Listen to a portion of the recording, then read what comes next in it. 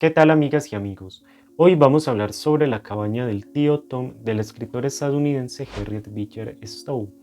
Este libro se publicó entre 1851 y 52 en Estados Unidos, inicialmente como entregas que la autora hizo al diario abolicionista The National Era. Este diario circulaba semanalmente en algunos estados del norte, y para entender la ideología de este diario y correlativamente la de Beecher Stowe, es necesario contextualizar la realidad de Estados Unidos a mediados del siglo XIX.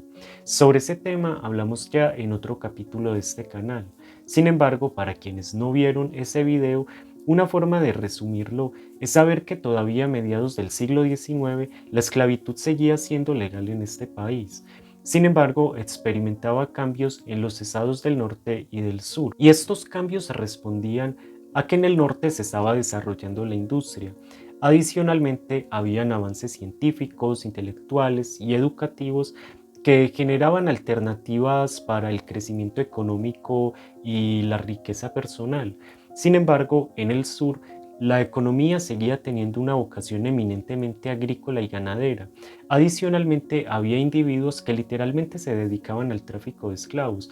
Individuos que, por ejemplo, tenían una esclava, la ponían a tener hijos para luego venderlos. De manera que en el sur las posibilidades de desarrollo económico y de enriquecimiento estaban fuertemente influenciadas por la esclavitud. Esto generaba que esta institución se asumiera de formas diferentes. La obra de Beecher Stowe es de gran riqueza histórica porque nos permite entender la manera en que esta institución se pensaba en el norte, cómo los abolicionistas veían la esclavitud y también cómo los abolicionistas caracterizaban o representaban el traficante de esclavos, cómo concebían los mismos esclavos y también cómo se pensaban ellos. Así que sin más, vamos a empezar con el resumen y la explicación de esta obra. Todo comienza en Kentucky cuando el señor Shelby tiene que venderle a Enrique y a Tom a Mr. Haley para saldar una deuda. A partir de esto, el libro se bifurca en dos historias, la de Tom y la de Enrique. Sin embargo, al final ambas se conectan. Enrique era un niño de 5 años, hijo de Lisa, esclava del señor Shelby. Elisa se entera que su hijo será vendido. Debido a esto decide huir en la noche antes de que Mr. Haley llegara por el niño a la mañana siguiente. Ese mismo día su esposo Jorge Harris había tenido que huir debido a que sufría maltratos por parte de su amo, quien lo envidiaba por su habilidad para crear máquinas. En aquel entonces, los esclavos seguían la ruta conocida como el ferrocarril subterráneo para llegar hasta Canadá a fin de obtener la libertad. No era en sentido literal un ferrocarril, sino una ruta determinada por una red de casas de ciudadanos que apoyaban a los fugitivos dándoles alimento y permitiéndoles pasar la noche. A la mañana siguiente, cuando Mr. Haley llega a casa de Shelby por sus nuevas adquisiciones, se entera de la huida de Lisa con su hijo. Inmediatamente emprende la persecución junto con Sam y Andy, dos esclavos del señor Shelby. Sin embargo, exhortados por Emilia, esposa del señor Shelby, los esclavos pusieron diversas trabas para entorpecer la búsqueda. Pese a esto, lograron encontrar a Elisa en las orillas del río Ohio. Empero, antes de que Mr. Haley la atrapara, en un acto de valentía, Elisa atravesó el río saltando de témpano en témpano. Esto porque a mediados del siglo XIX el río Ohio todavía se congelaba. Mr. Haley no se rindió y le pagó a Locker para que la encontrara en la otra banda del río. Ya en Ohio, Elisa llega a la casa del senador Juan Byrd, quien, aunque apoyaba a los esclavos, votó en favor de una ley que prohibía dar asilo a los fugitivos.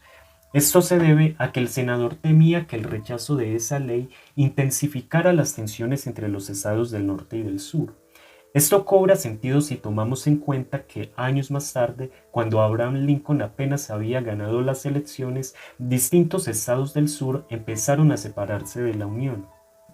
Pese a esto, Byrd decidió ayudarla. La condujo hasta donde Juan Von Tromp, quien a su vez la llevó donde los cuáqueros Halliday.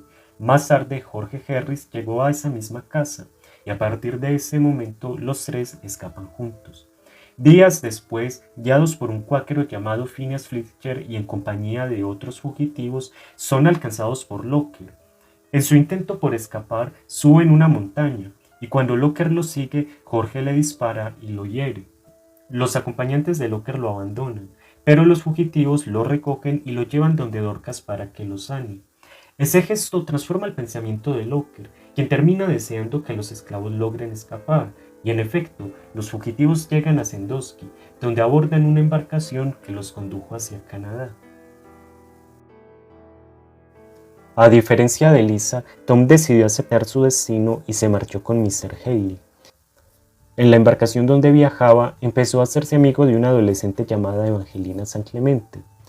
Una mañana, la joven cayó por accidente al río Ohio, y antes de que su padre se arrojara a salvarla, Tom se tiró y la rescató. Este acontecimiento despertó el cariño de la joven, quien le pidió a su padre, Agustín San Clemente, que lo comprara. Agustín compra a Tom y llegan a Nueva Orleans, estado de Luisiana, es decir, al sur de Estados Unidos. Tiempo después, Evangelina empezó a experimentar una enfermedad que terminó arrebatándole la vida. Tras este hecho, Agustín, que solía ser poco creyente y religioso, empezó a buscar a Dios y encontró en Tom un guía espiritual. Esto se debe a que Tom era un individuo religioso, conocedor de la cristiandad y orientador de otros esclavos. Eso no es menor, puesto que transgrede la concepción de salvajismo con que desde el sur se justificaba la esclavitud. Agustín, que ve en Tom un amigo, resuelve darle la libertad. Sin embargo, antes de hacerlo, es asesinado en un bar a manos de un borracho. Tras su fallecimiento, María, la despiadada e hipocondríaca esposa de Agustín, queda como dueña de Tom.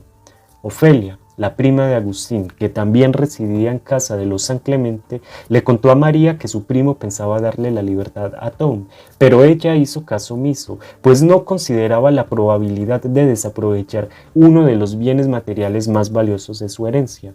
Es por eso que Tom, junto a todos los esclavos de María, son vendidos. Tom y una joven llamada Emelina llegan donde un nuevo amo, Simón Legree.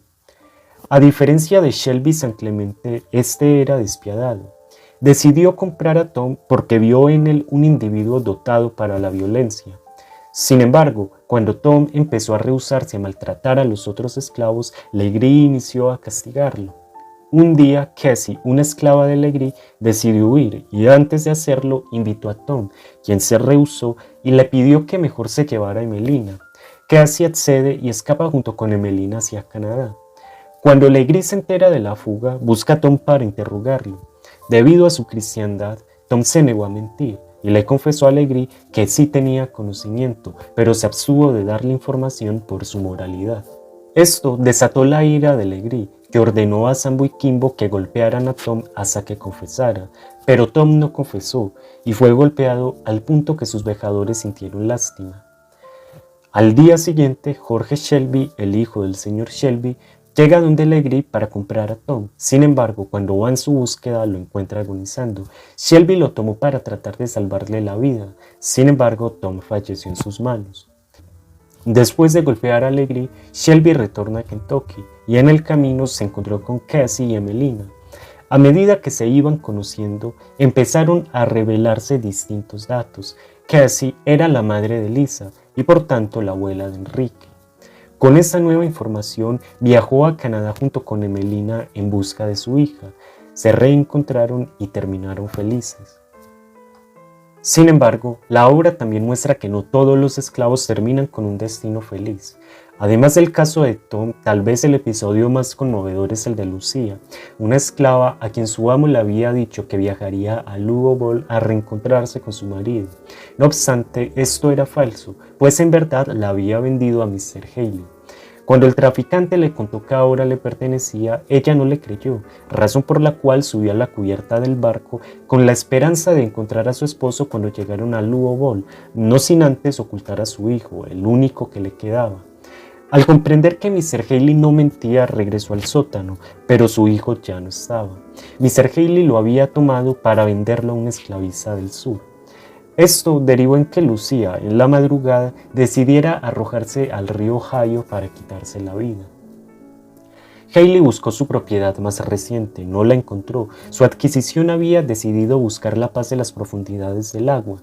El traficante tomó ese suceso como una grave pérdida financiera. Hacía años que entendía la muerte como su más terrible riesgo.